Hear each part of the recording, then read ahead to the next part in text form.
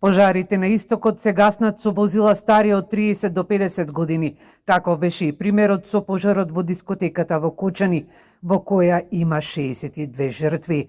Вршителот на должност, градоначалник на општина Кочани, Бенко Крстевски, вели дека еден од пожарникарите, наместо да го гаси пожарот, бил принуден да седи во возилото и да кочи.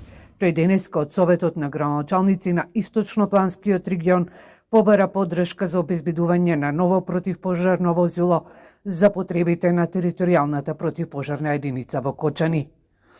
Трагичниот настан за време на несреќата пред 41 ден во Кочани, возилото кое што е користено од противпожарната единица е од 1971 година. Автоматски морало да седи лице внатре за да кочи на истото и место пожарникарот да го гасне пожарот, затоа што сме оскудни со опрема, истот морал да биде внатре во возилото.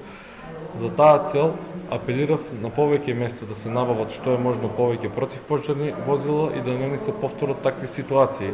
Иницијативата за ново противпожарно возило за територијалната противпожарна единица во Кочани ќе се достави до владата.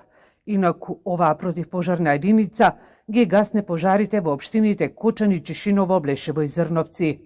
Донесовме заклучок да поднесеме иницијатива до владата на Република Македонија за во блиска иднина биде обезбедено возило кое што ќе биде ставено во функција на територијалната противпожарна единица во Кочани. Мора вклучување на државата во помош на сите локални самоуправи, бидејќи состојбата горе-доле е слична на секаде.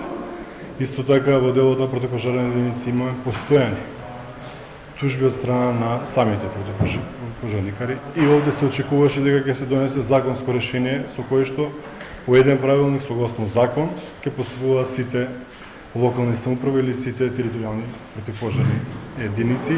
На кочанските пожарникари им недостасуваат минимум 3 нови противпожарни возила. На терен излегуваат 16 пожарникари, наместо 32, колку треба да има и согласно бројот на жители.